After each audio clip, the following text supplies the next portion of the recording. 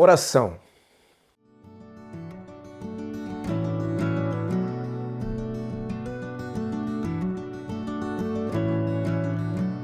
Muitas pessoas costumam perguntar qual é a necessidade da oração. Por que devemos orar se Deus já conhece as questões mais ácidas do nosso coração? Olha, tenho orado há tanto tempo, mas parece que Deus não me atende. O que fazer? O que fazer quando as lágrimas falam muito mais do que as palavras em meio às adversidades da vida? Essas e outras questões são levantadas quase que diariamente por aqueles que creem no Senhor, aqueles que pertencem ao povo de Deus. Mas é importante nós lembrarmos que, geralmente, quando falamos ou questionamos a necessidade da oração, talvez seja porque nós estamos pensando apenas que a oração é algo necessário e fundamental apenas para petições, apenas para levar até Deus as necessidades do nosso coração. É verdade que a Bíblia nos deixa muito bem claro quando diz que devemos levar ao Senhor as questões mais ácidas da nossa alma. Aquilo que se constitui como preocupação para nós, devemos levar até ao Senhor. Ele mesmo disse em Mateus: pedi, dar-se-vos-á, buscai, encontrareis, batei, abrir-se-vos-á.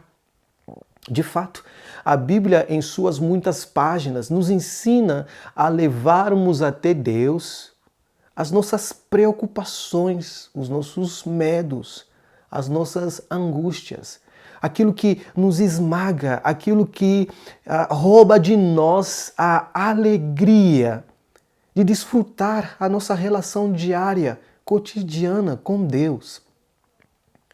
Mas devemos lembrar, como cristãos, que a oração não serve apenas para petições. A oração é também a maneira pela qual nós conversamos com Deus. Nós desenvolvemos a nossa relação pessoal com o nosso Pai. Deus fala conosco através da sua palavra revelada e nós, através da oração, respondemos, falamos com Ele, com aquele que nós amamos. É por isso que é importante lembrarmos que a oração não serve apenas para petições, mas também para desenvolvermos a nossa relação com Deus. Ela é também essencial e fundamental para desenvolvermos esta experiência com o nosso Deus, para desfrutarmos a magnitude suprema da relação de amor com o Pai que nos acolhe, o Pai que nos recebe. A oração é também para isso. Mas veja, o que nós desfrutamos então na oração? Já que a oração não é meramente para fazer pedidos, mas também para nos relacionarmos com Deus, o que afinal nós podemos desfrutar na oração? Em primeiro lugar, quando oramos, devemos lembrar que não estamos falando no vazio, no nada. Não estamos falando para o universo ou para o multiverso, como alguns preferem dizer. Não estamos falando para energia, para uma realidade fictícia, meramente imaginária. Não. Quando oramos, estamos orando para alguém. Alguém que é real e verdadeiro. Alguém que deixou de ser abstrato, subjetivo, desencarnado e se encarnou, se tornou real. O Deus presente, o Deus em nossa companhia, o Deus em nossa jornada, o Deus conosco, o Emanuel. Ele é o Deus real. Ele realmente se fez encarnado, se fez presente. E nós podemos desfrutar desta presencialidade, É por isso que não oramos para uma realidade vazia, para uma energia ou para as forças da natureza. Nós oramos para um Deus pessoal que se relaciona conosco. Não é à toa que quando Jesus vai instruir os seus discípulos sobre a oração, ele os recomenda a dizerem nas primeiras palavras da oração: Pai nosso que estás nos céus. De fato, Ele é o nosso Pai que está no céu, mas a expressão está no céu não significa que Ele está tão distante, que Ele é inalcançável, mas que de fato Ele está no controle, no governo de todas as coisas. Ele tem o domínio de tudo. Nós oramos para Ele. E é por isso que quando nós abrimos o nosso coração, nós levamos as nossas inquietações para alguém que é real. Quando nós abrimos o nosso coração, quando nós rasgamos a nossa alma e desvendamos as zonas mais obscuras do nosso ser, desvendamos as questões mais ácidas do nosso ser, nós colocamos isso diante de um Pai verdadeiro, o Pai que está nos céus, que nos ouve e nos atende. Ora, é justamente nesse sentido que eu creio que não há nada em nós que possa se escapar da realidade da paternidade divina. Absolutamente nada. Não há nenhuma situação da vida que se escapa da realidade da paternidade divina.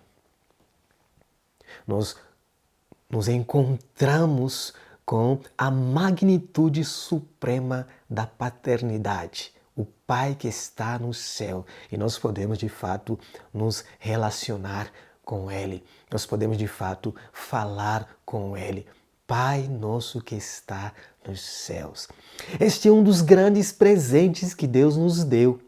Muito mais do que apenas esperar uma bênção material, nós recebemos a primazia de nos relacionarmos com o nosso Pai. Ele se coloca à disposição dos seus filhos. Ele está ali para nos ouvir. Mas talvez alguém diga: eu não consigo dizer nada na oração, eu só choro. Sim, Deus não apenas ouve as nossas orações, Ele também vê as nossas orações. Mesmo quando a nossa voz emudece em meio ao sofrimento, em meio às adversidades, Ele ainda assim vê e nos acolhe. Em meio às adversidades da vida, a voz emudece. A taça da angústia, da desesperança, parece encher. Mas quando nós nos encontramos com a realidade da paternidade divina, somos preenchidos com o seu amor real. Ele nos agasalha, Ele nos acolhe. Mesmo quando não há palavras, ainda assim Ele nos entende. É por isso que é importante compreendermos essa magnitude suprema do amor real de Deus. Essa primazia de nos relacionarmos com Ele, de falarmos com alguém que nos ouve e nos atende. E quando nós falamos com Deus, com o nosso Pai que está nos céus, é importante lembrar que Ele é santo. É por isso que Jesus disse, ao orarem, não digam apenas Pai nosso que estás no céu, mas também reconheçam a sua santidade. Também reconheçam que Ele é santo. Santificado seja o teu nome. O que significa que a paternidade divina está associada à sua santidade. Se temos um Pai bondoso, nós devemos reconhecer que Ele não é como qualquer pai na face da terra. Ele é um Pai santo e que nos acolhe em santidade. Ele é o Pai amoroso e que não há nenhuma sombra de maldade em seu coração. E tudo que Ele pensa de nós é sempre bom. Aquilo que nós pensamos de nós mesmos nem sempre é bom, mas aquilo que Deus pensa a respeito de nós é justamente aquilo que importa e que nós devemos pensar, porque Ele é santo. Santificado seja o teu nome. É por isso que, ao orarmos, não devemos esquecer esta realidade da santidade de Deus. Não devemos orar como se o Pai que está nos céus não fosse santo. Não devemos orar como se o Pai que está nos céus tivesse falhas. Como se alguém que guardasse mágoas e rancor em seu coração. Não. Ele é santo. E essa consciência da santidade de Deus é fundamental na oração. A santidade de Deus não pode estar divorciada da realidade da paternidade divina. Ao mesmo tempo que nós concebemos que Deus é Pai, devemos reconhecer que Ele é santo e que cuida de nós em santidade. É por isso que, diante dessa verdade, não há mais nada a dizer a não ser: venha a nós o teu reino. Sim, venha.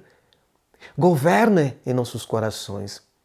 Lidera, nos dá a direção, cuida de nós. E Ele governa o universo. E todas as coisas criadas estão debaixo da sua proteção, estão debaixo do seu cuidado. Ora, Ele não governa apenas essa realidade. Ele governa também o nosso coração, especialmente os crentes. Ele nos governa. E Ele tem a primazia de governar, porque Ele tem o domínio sobre todas as coisas. E é justamente dentro dessa realidade que somos convocados a nos entregar ao Senhor. É diante dessa realidade que nós devemos descansar o nosso coração. É diante dessa realidade que devemos nos despojar de nós mesmos e nos entregarmos a Ele. De deixarmos com que Ele dirija a gente, que Ele nos dê a direção. Porque diante das adversidades da vida, é verdade que somos esmagados pelas preocupações. Mas nós não devemos esquecer que Deus tem o controle sobre todas as coisas. É por isso que eu creio que o sofrimento do cristão não é como o sofrimento daqueles que não são crentes. O cristão sofre, mas não como que gente sem esperança. Porque nós cremos e confiamos no governo soberano de Deus. Ele está cuidando de todas as coisas e nada escapa do seu controle. Então nós podemos esperançar. Mesmo em meio às adversidades, não sofremos como gente sem esperança. A nossa esperança está no Senhor e isso deve nos motivar a orar, mesmo quando nós não temos respostas imediatas. Nós podemos repousar em Deus. Nós podemos descansar em Deus. Ora, a nossa alegria não está meramente nas respostas que nós queremos receber ou ouvir de Deus. A nossa alegria está justamente na grande verdade do repouso celestial, do descanso em Cristo, do descanso no nosso Senhor. Então nós podemos descansar, nós podemos repousar e continuar confiando nele. Enquanto o mundo diz que a esperança é a última a morrer, ora, se nós confiamos no governo soberano do nosso Deus, a nossa esperança não é a última a morrer. Jesus já morreu e ressuscitou. Se Ele é o centro da nossa esperança, se Ele é de fato a nossa esperança, então a nossa esperança não morre mais. A nossa esperança vive, porque Cristo vive. Então, busque ao Senhor enquanto se pode achar. Invoque-o, Ele está perto. Ele se fez real, presente. E Ele está conosco todos os dias, até a consumação dos séculos. Então, busque ao Senhor. Ele é Pai, Ele é Santo, Ele governa. Após isso, Jesus ensina os seus discípulos, nesta primeira parte dessa oração, a reconhecerem também a vontade de Deus. E ao reconhecermos, dizemos, seja feita a tua vontade. De fato, que a vontade de Deus seja feita em nossas vidas e sempre. Certa vez eu lia o C.S. Lewis, lembrei-me de uma fala que muito me impactou. Ele disse, não ore dizendo, seja feita a minha vontade e não a tua, mas ore dizendo, seja feita a tua vontade e não a minha. Que essa seja o nosso critério. Que a gente ore desta maneira, reconhecendo sempre que a vontade de Deus, ela é de fato boa, ela é perfeita, agradável. E nós podemos confiar nisso, justamente porque nada pode fugir do seu controle, nada pode fugir da sua direção. Ele domina todas as coisas. Então nós podemos confiar e descansar e dizer, Senhor, seja feita a tua vontade e não a minha. Foi desta maneira que Jesus orou, reconhecendo a vontade de Deus. Eu quero te convidar a aplicar esta verdade em seu coração. Reconheça que nós temos um Pai acessível. Reconheça que Ele é santo. Reconheça que Ele governa. E reconheça que a sua vontade é boa, é perfeita, é agradável. E todos os dias, homens bons quanto maus, desfrutam da bondade ilimitada de Deus. Não há 1 metro quadrado na face da terra onde a bondade do nosso Deus não possa alcançar. Todos nós desfrutamos das misericórdias infinitas do Senhor. É por isso que devemos reconhecer isso e nos achegarmos a Ele enquanto podemos achá-lo, assim como diz na sua palavra. Que o Senhor nos ajude nesta caminhada. E lembre-se de aplicar esta verdade em seu coração. Não se esqueça que temos um Deus real, presente e encarnado, que está antenado a nos ouvir. E Ele é quem nos dá a verdadeira alegria. Orar é a maior experiência da bem-aventurança, porque nos encontramos com a realidade da paternidade divina. E em meio a essa experiência maravilhosa, somos agasalhados. Que o Senhor nos abençoe. Um grande abraço.